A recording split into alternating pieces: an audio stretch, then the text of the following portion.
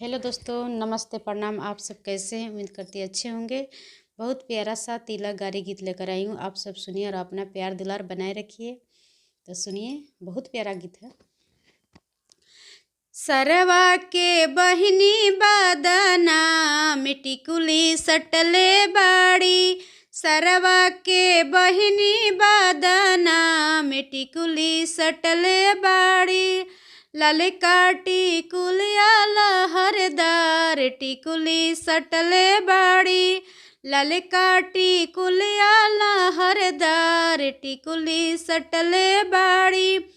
एही रे टिकुलिया पर 3 जिला ही लैले बाड़ी।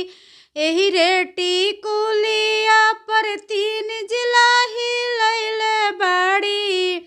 बेतिया मोतिहारी रे राज टिकुली सटले बाड़ी। बेतिया मोतिहारी रे राज टिकुली सटले बाड़ी। सरवा के बहिनी बदना में टिकुली सटले बाड़ी।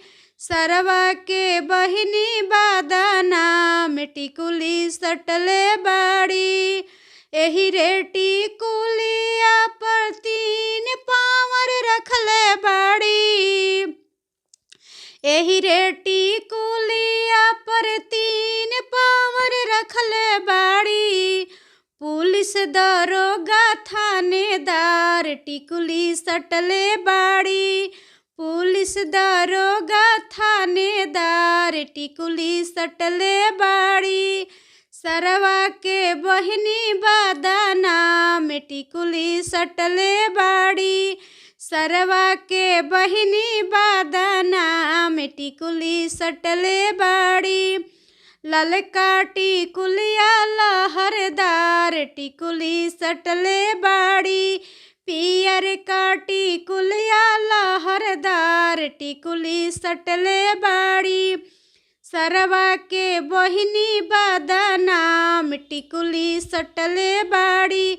सरवा के बहिनी बदना में टिकुली सटले बाड़ी।